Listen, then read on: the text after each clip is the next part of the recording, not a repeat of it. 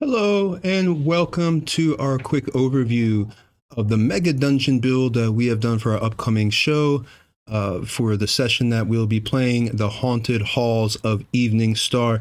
This is a really cool build. I enjoyed it. I've also built the city of Evening Star. It's a very small town, which I'll also be doing another video on, a quick overview of that, so you can see that as well. But in this build, we've got a lot of cool things. We've got, pressure plated traps. We've got obviously a fog machine going for cool ambience. You've got LED. So we really pulled out all the stops. There's over 30 encounters in this dungeon. So I was able to completely recreate that dungeon from that classic golden era module that again came out probably about the late 80s, very early 90s. Again, classic, the Haunted Halls of Evening Star. So we're gonna go ahead and I'm just gonna go over everything real quick. The heroes start out right here, as you can see.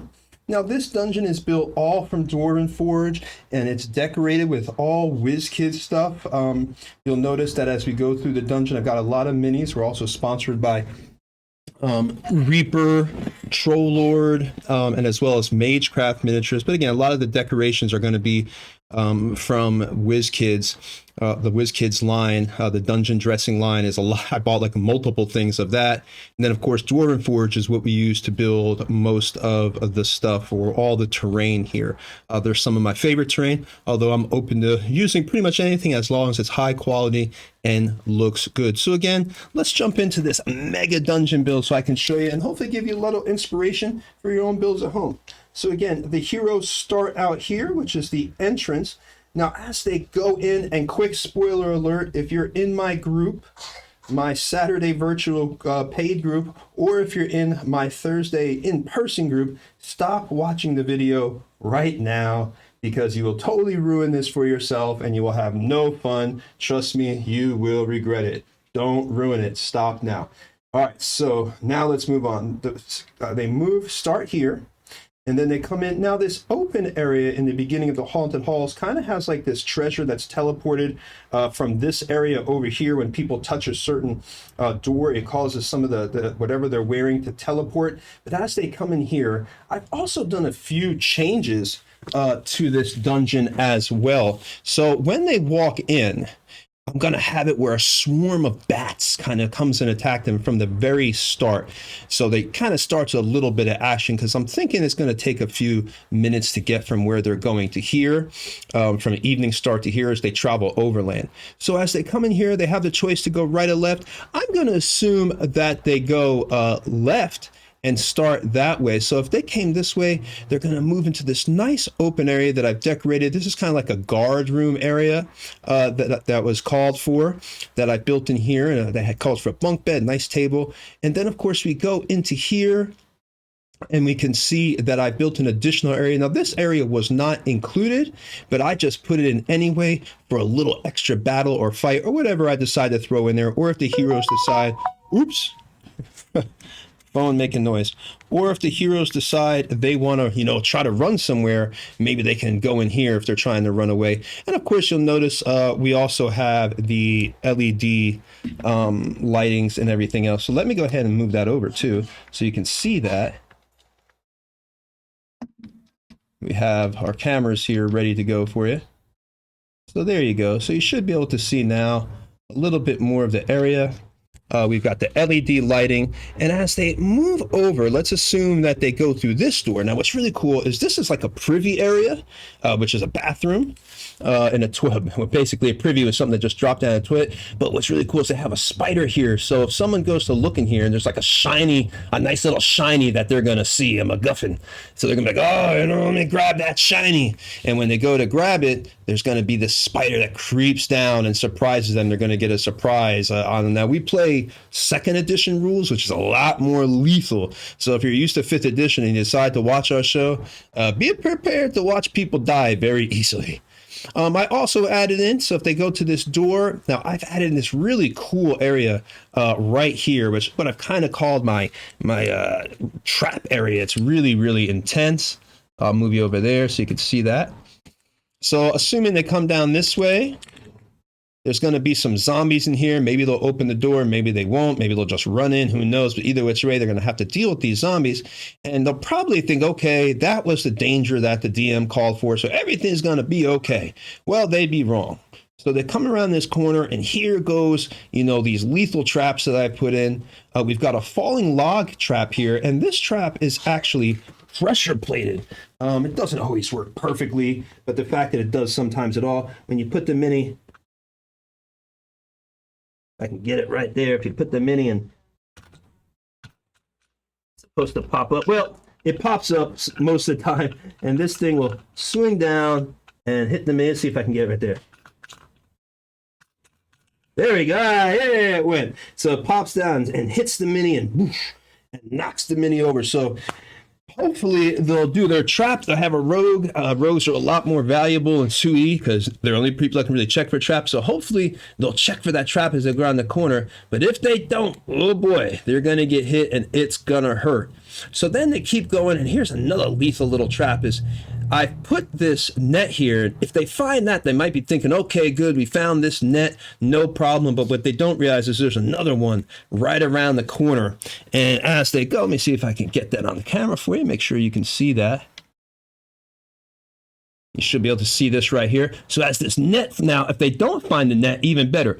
The net falls down, captures the mini, and right as it does that, this comes swinging around and stabs the mini. Oh no! Right into the actual heart, or I guess stomach of the mini. So we also have, so as they go up in here, they've got this really cool little secret passage that they can find. Whoop, the door actually opens on that secret passage, which is really cool. So as they go in here now, I have some really cool, crazy traps. This is going to be kind of like the main, I guess you could say main boss area a little bit. I've got a vampire in here, and that vampire is going to have this crystal, right? And this crystal is they're going to have to figure out a way to turn it off or destroy the crystal, whatever the case, because that's going to be giving the vamp a little extra power over the minions of this dungeon. That's how he's controlling and bringing all this undead to the dungeon. That's kind of like the extra story that I put in to mix in, which might also tie into the module that I kind of wrote, the Undead Horde of Faerun that we play with our charity games. But the bottom line is he's got this crystal, which is using this power, this lighted LED crystal, to go ahead and let me move the other camera so you can see, make sure you can see a good view of that crystal. I'll move it down.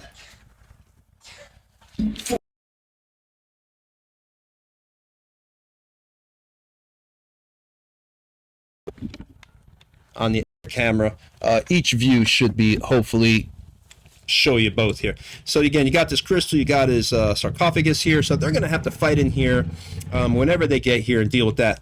But even if they, after that, let's say they go searching around, this door is actually a door that goes to nowhere. A spirit just comes out, and it actually suggests you give them little hints about the dungeon. I'll have a little tidbit that I'll throw for them if they do that. But what's really cool is if they go here, they actually open this door, and there's really no way to tell for this trap. It's pretty much almost sometimes an insta-kill if they don't pass it, and this ball actually rolls down and will go out the door and hit the mini, and knock over that mini, a la Indiana Jones style. Then we've got this other door over here that actually has a spike pit underneath it. Oh, so we pull up this, they can't even tell. And there's a spike pit right there that they can fall right down into that mini, causing even more damage. So even after the battle is over, they might have to deal with dying from traps if they're too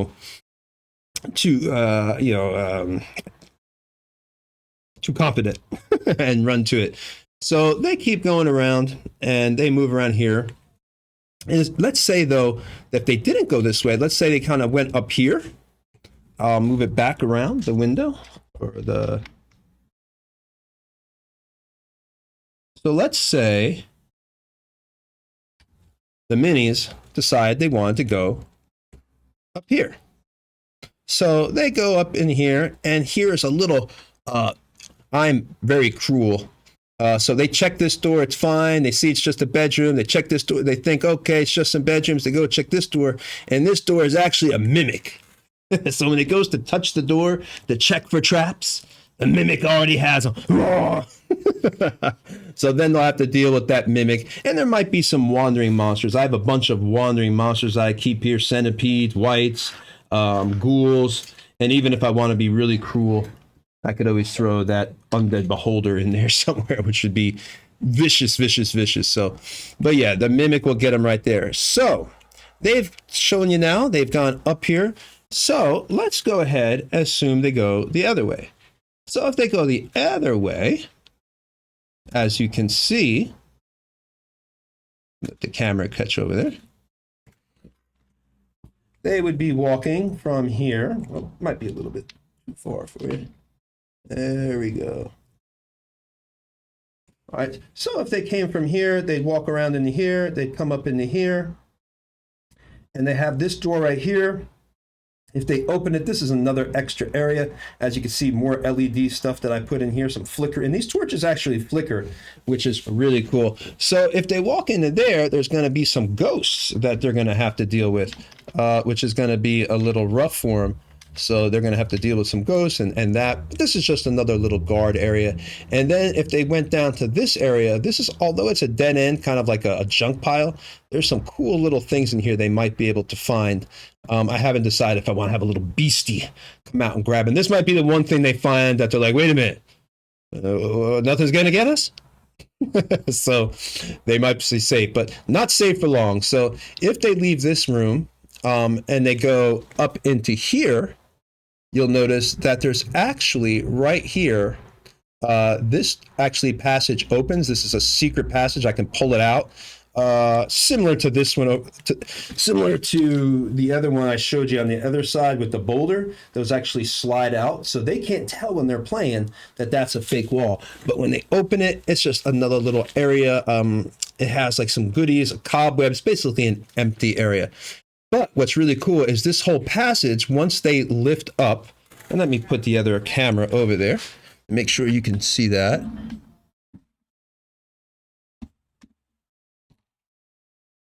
Just want to make sure y'all can see this view here.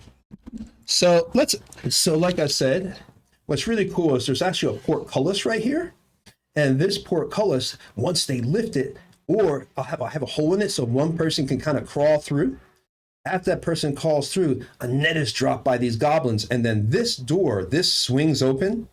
It actually, for real, swings open. Let me show you, which is really cool. Cool little effect that we have. So this literally slings open, as you can see, but don't. How cool is that? Hold on. Let me move this other camera over for you too, so you can get a better view.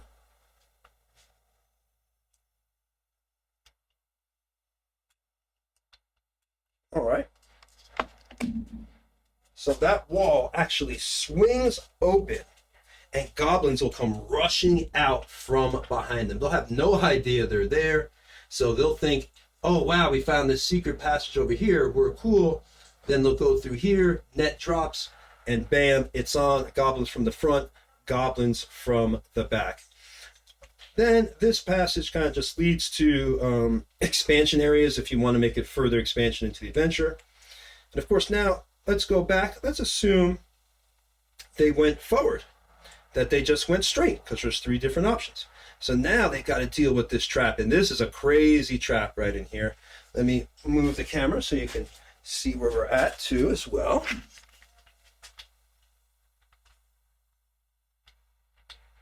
See, this right here is insane. These things like set off lightning and all sorts of other traps, but eventually they have to go through there and figure it out. So, or they could try to go this way, but that's just as lethal, that battle, if they went straight to the mid of the boss. But hey, that's the game. But yeah, this right here, as you'll see, there is 2 statues, and these statues are intense. They go and attack them. You know, if they don't figure it out, basically they're going to get lightning, fireballed, all that good stuff, all the fun stuff that we have in life form. So, if once they make it by here, and I just turned on the fog machine, we're going to have some full fog effects going when I play this game, so it's really creepy. So assuming they make it through there, they've got a passage they can go through here. It's kind of like a right here, and they'll be able to go and find possibly this girl in here, but it's a secret passage that they have to find that they'll be able to detect, and that opens up. And this right here is actually the body of someone who was murdered. And if they are able to communicate with the dead or raise dead, then they will find out some really cool info about that person. And what I love about that kind of stuff when you're playing is it opens up for possible later adventures. Like maybe she might tell him, depending on how the adventure is going, or maybe that she tells him about something she found in the Stone Lands. So it just kind of weaves more into the story. So, oh, okay, this person's down here, and there'll be another story after this. Maybe if they bring it back, she might meet them later. But the bottom line is, it just gives a really cool thing to have a character that they can either bring back or talk to the dead and find out some really cool stuff. So if they go back out, and then they're heading here, they would go into this door. Not too much in this room, but there is a cool little fight with some more ghosts. And then if they head up in here, this is a throne room. They'll probably think this is the boss area, but it is not. And I have put a gelatinous cube in here that will be hanging from the walls. Now, a lot of these rooms, like the privy, not the privy room, but this room over here, I believe, as well as some other rooms have some green slime hanging from it. I do think it is the other privy, which is over here. And then there's another room of green slime, which is like right about here. And both these rooms, the green slime is insta-kill in pretty much 1d4 rounds if you don't either burn it off or chop off the affected limb. Ooh, it's kind of like the blob. It's terrible. So yeah, this thing will get on you, the green slime, and there's no resurrection possible. So there's a few areas. I don't want to tell you all the areas, so because if you do watch the show, there's a few little nasty things in here that you'll see that will be really entertaining, from the green slime to the traps, and hopefully will also inspire you. So yeah, they've got a cool gelatinous cube that they'll come in here, and again, dealing with the green slime, somebody might have already lost an arm or something like that. So they go into here, and this room is kind of empty, but when they walk here, there's another secret passage, and I'll move the camera so you can see that.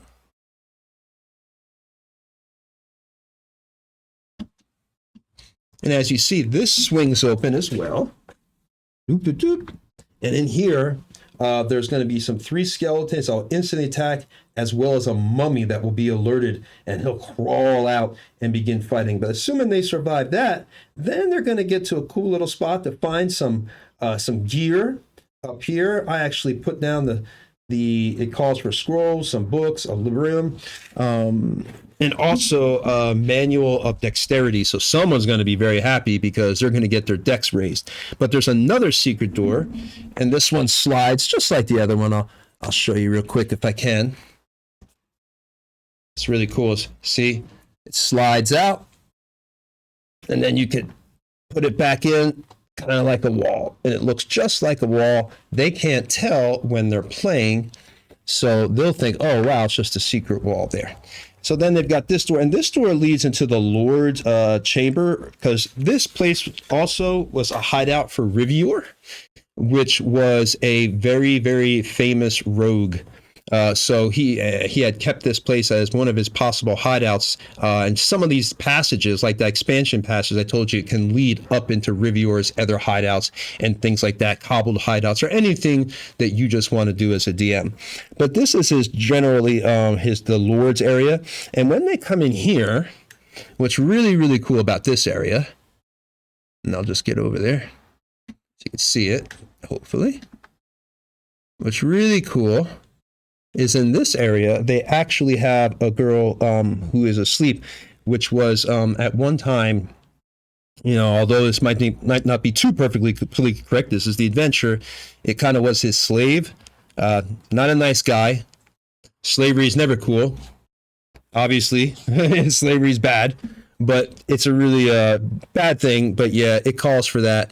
of Rivior in there, possibly, like I said, with his slave. And then, of course, they can move up to here. There's an armory and stuff, and here, and a magical table. There's a sword on that Lord's chamber. That's a magical sword. So when they start by getting around this part of the dungeon, they start finding a lot of magical gear, as well as magical gear over there on the other side. So after they've come here, they might decide, okay, we want to go all the way back. Assuming they haven't come here, they could always come down here and try to, maybe walk back, because there's another path that leads to the main guy, because they could come down here and try to get to him. But if they come down this way, this is a talking door. So when they try to open it, like, get out of here! I need the key! What do you want? Oh, you're so annoying! Stuff like that. So the door will be a little bit of cool RPing and entertaining for them as they go through it. But let's assume that they do this last. So they go over into this part of the dungeon. I'll move the camera back over there so you can see exactly where we're at.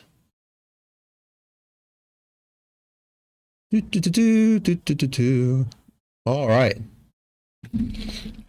So they come out here. And there's I'm going to probably make this a magical fountain. Again, some of these areas are just things I put in for cool entertainment. Doesn't necessarily, is not in the module. Same with all these battles. This is a lot more combat. I'm making a lot of combat in here because these guys like combat. Who doesn't?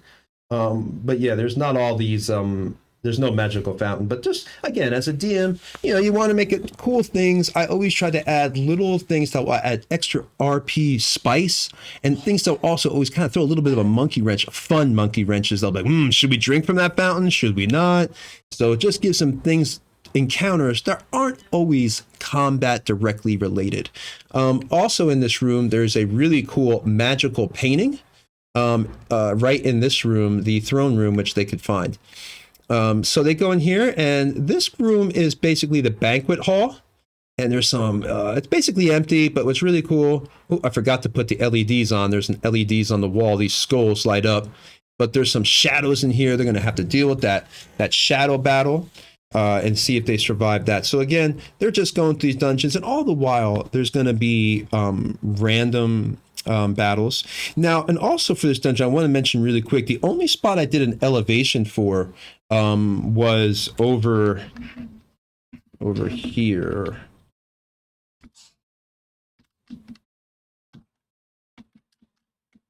Let's show you over here. The only spot I did elevation for, kind of like the main guy area. I could have done multiple elevations and all that, but my goal here wasn't to be like, as I love being fancy and elevations and all this and mix and matching, multiple biomes like dungeons and caverns. But my main goal here was to recreate the module as accurately as possible, while still adding, again, some cool little extras, traps, and battles. So we really could say that we totally recreated the module. Again, the city, the dungeon, Rivior's Keep, which I'll be building as well. So yeah, we did all that. And that was the main goal. But I, of course, could have went totally ballistic and built 2-3 level dungeons with, just totally insane. So as they go through here, though, let's go back. They've got the shadows. They're walking in here. And on that side, there's actually the body of a giant. And there's more green slime they're going to have to be careful of with that giant. Because if they aren't careful, they're going to, again, be covered with the slime. So they come out here, and this is the bath chamber over here. So they're going to get in here, and there's another trap that I've got right here. That's a spike that will come out the wall and just kind of like turn on them if they're not paying attention. You can see it right over there. I'll move the other camera over there as well. You can see that. Oh, let's move that over there. So as they're going through this dungeon with all these encounters. And some of these rooms are empty. The empty rooms I didn't go over. Those I just have general flavoring. Like, I'll read like, oh, there's all the sights and sounds of the dungeon. But there might not be a particular combat encounter. I might add non-combat encounters, like maybe a gnome who's injured or something like that. Again, just adding flavor. So as they come out of the bat chamber, they're about to enter a really, really exciting area. This is the Hall of Statues. Some of the statues have fallen down. I'll have to pick those up. But this Hall of Statues is really cool because they're going to have to figure out a really, really exciting puzzle right here. For every one that they don't get right, damage is going to be taken. So they're going to have to figure out this puzzle. But what's really, really wild is by the time they get down here, there's actually a doppelganger, which is hiding amongst these statues. And then I also added, just for, again, a little bit more flavor and excitement, let me see if I can turn that other camera back so you can see a little bit better angle too. All right, there we go. Just turn this on. All right. So yeah, what I've done, so you'll have the doppelganger come out. And another cool thing I did is if they don't get this right, let's assume someone's over here and they're looking at the statue and they're trying to do this. I'm going to have it where it teleports them instantly behind this wall. And if you've ever seen the movie Bride of Frankenstein or anything like that, you'll recognize the scene where he's like, put the candle back in the bookcase. So once again, we have a really cool spinning wall there that will turn out. And inside there, I put a bunch of fire beetles. So whoever gets caught by that, if they do, is going to have to deal with those fire beetles. And no one is probably going to want to probably do that, I imagine. Then, as they continue down, they're going to walk, and they finally have another trap. They have to get across this log. Now, this log is really neat because under here, I might decide to put acid or something like that they could fall into. It depends on what mood I am as they're running through it. And then there's another trap here, a slicing trap of 2 blades. But if they get through all that and they get to this room, there'll be a mega reward. I'll probably put down like a really cool, I probably put down, right as we're talking, put down something really cool, really magical weapon. So they go, wow. That's just what I'm going to do. Inside here, I've actually got magical weapons painted. So they see there's a magic hammer in there, and it will be a nice, nice hammer. But they've also got to fight this vampiric mist. So they'll have to deal with that. So yeah, this dungeon took me about 6 hours to complete because, again, it wasn't a free build. If I'm free building, oh man, I could build very quick, but I tend to want to build modules for the fun of it, just stuff like that. So again, when I'm free building very quick, but reproducing modules takes a little bit more time because you're following their map, their plan, trying to make sure that your encounters are the right size in case there's combat or something like that. All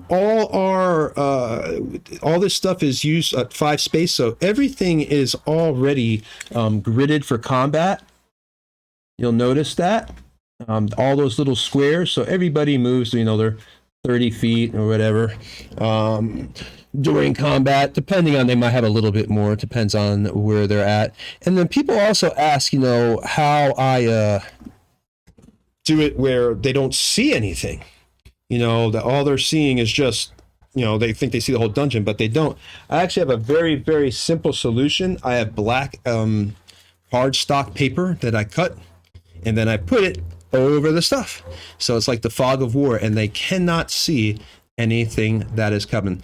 So that is it. Thank you. This was a quick overview. If you want to watch the actual tutorial to see how you can build this yourself and put it into your own sessions, you can check out our Build-A-Battle. And as always, please like and subscribe and follow us on social media for to keep up on all our builds, shows, and tutorial videos, everything that we do, as well as our monthly giveaways that we do for all our social media members. We give monthly terrain giveaways and monthly artist contests as well. All right. Thanks and have a great day.